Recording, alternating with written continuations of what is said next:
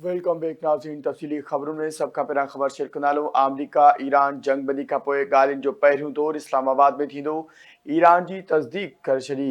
अमरीका सां 10 नुकाती एजेंडा ते ॻाल्हियूं जुमे खां शुरू थींदियूं। ईरानी नेशनल सुप्रीम काउंसिल जो चवणु आहे त ॻाल्हियुनि जो अमल 15 ॾींहंनि लाइ इस्लामाबाद में जुमे खां शुरू थींदो, जंहिं में ज़रूरत पवण ते वधीक वाध करे सघिजे थी। ईरान जे 10 नुकाती एजेंडा में हुर्मुज़ ते कंट्रोल, ख़त्ते में मुज़ाहिमती ग्रुपनि ख़िलाफ़ जंग जो ख़ात्मो, अमरीकी फ़ौजनि जी नेकाली, ईरान खे थियल नुक़सान जो अज़ालो शामिल आहे। समूरीन पाबंदियुनि जो ख़ात्मो, मुंजमद थियल असासनि जी बहाली ऐं उन्हनि समूरनि मामलनि जी सलामती काउंसिल जी क़रारदाद ज़रिए तौसीक़ बि ईरान जी 10 नुकाती एजेंडा जो हिसो आहे।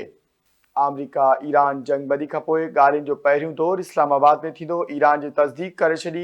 अमरीका सां 10 नुकाती एजेंडा ते ॻाल्हियूं जुमे खां शुरू थींदियूं। ईरानी नेशनल सुप्रीम काउंसिल जो चवणु आहे त ॻाल्हियुनि जो अमल 15 ॾींहंनि लाइ इस्लामाबाद में जुमे खां शुरू थींदो, जंहिं में ज़रूरत पवण ते वधीक वाध करे सघिजे थी।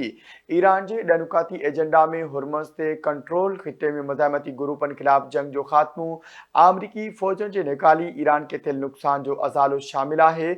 समूरीन पाबंदियुनि जो ख़ात्मो, मुंजमद थियल असासनि जी बहाली ऐं उन्हनि समूरनि मामलनि जी सलामती काउंसिल जी क़रारदादुनि ज़रिए तौसीक़ बि ईरान जे 10 नुकाती एजेंडा जो हिसो आहे।